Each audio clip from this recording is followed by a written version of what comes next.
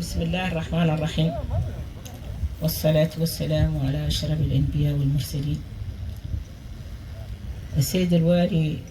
قرقل مساعد، سيد الحاكم، سيد عمدة بلدية فم القليتة، السادة المنتخبون، السادة الوجهاء والأطر، أيها الجمع الكريم، السلام عليكم ورحمة الله وبركاته. اسمحوا لي أن أتوجه إليكم جميعا بالشكر الجزيل على المشاركة معنا في افتتاح فعاليات النسخة الأولى من ملتقى أنبوط للتنمية المحلية المنظمة تحت شعار أنبوط دعامة أساسية لتحقيق الاكتفاء الذاتي الوطني في مجال الغذاء ببلدية فم القليتة. السادة والسيدات، أيها الجمع الكريم، أولا أود أن أهنئ كافة الشعب الموريتاني، ومن خلاله أهنئ فخامة رئيس الجمهورية على رئاسته للاتحاد الإفريقي التي لم تأتي إلا من خلال إصانته وحنكته وحسن إدارته للبلد ودبلوماسيته والسمعة الطيبة والقبول النوعي الذي حظي به في قارتنا خاصة في العالم وفي العالم عامة. السادة والسيدات، أيها الجمع الكريم، إنه من دواعي البهجة والسرور أن أتوجه معكم اليوم للمشاركة في فعاليات هذا الملتقى المبارك الذي نأمل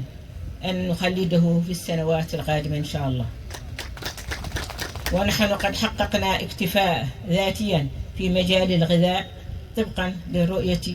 الثاقبة لفخامة رئيس الجمهورية السيد محمد بن الشيخ الغزواني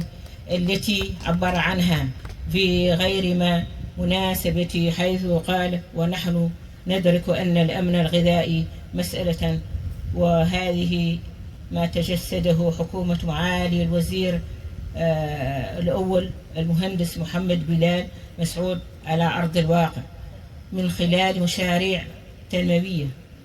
شاملة وسط إصلاحات زراعية باعتبار الأخيرة إحدى أهم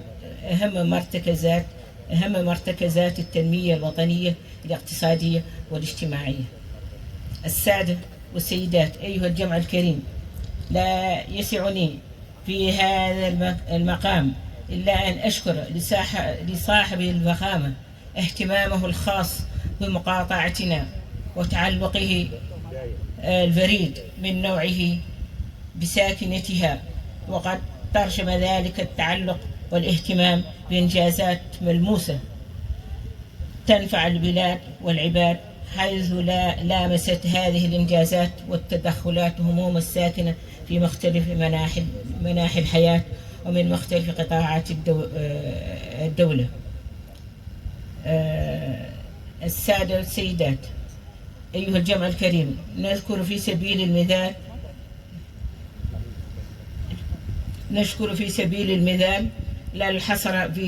من هذه الإنجازات التي لم يسبق لها مثيل في مقاطعتنا، والتي لم تشهدها إلا في ظل هذا الحكم الرشيد الذي أرسى دعائمه فخامة رئيس الجمهورية محمد بن الشيخ الغزواني.